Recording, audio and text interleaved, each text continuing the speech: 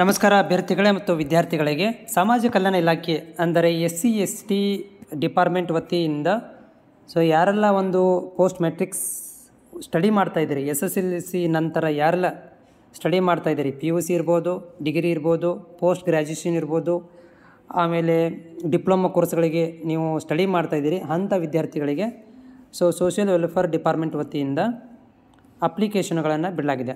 ಇಲ್ಲಿ ನಾನು ಈಗ ಸಮಾಜ ಕಲ್ಯಾಣ ಇಲಾಖೆಯಲ್ಲಿ ವೆಬ್ಸೈಟಲ್ಲಿದ್ದೀನಿ. ಇಲ್ಲಿ ನೀವು ಕೆಳಗೆ ಭಾಗದಲ್ಲಿ ಹೋದಾಗ ಮೊಬೈಲ್ ಮುಖಾಂತರ ತೋರಿಸ್ತಾ ಇದ್ದೀನಿ ನಿಮಗೆ. ಇಲ್ಲಿ ಬ್ಲಿಂಕ್ ಆಗುತ್ತೆ ನೋಡ್ತೀರಿ, ವಿದ್ಯಾರ್ಥಿಗಳಿಗೆ ಪ್ರವೇಶ, ವಿದ್ಯಾರ್ಥಿ ನಿಲಯಗಳಿಗೆ ಪ್ರವೇಶ ಅಂತ ಕ್ಲಿಕ್ ಮಾಡಿದ್ರೆ ನಿಮಗೆ ಇಲ್ಲಿ ಏನಾಗುತ್ತೆ ಅಂತಂದರೆ ಒಂದು ಡೇಟ್ ತೋರಿಸುತ್ತೆ, ಇಲ್ಲಿ ನೋಡ್ಬೋದು.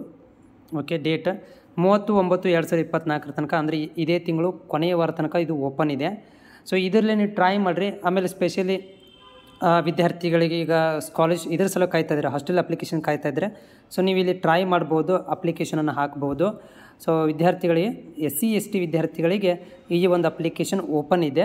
ಇದು 30ನೇ ತಾರೀಕಿಗೆ ಕೊನೆಯ ದಿನಾಂಕ ಇರುತ್ತೆ.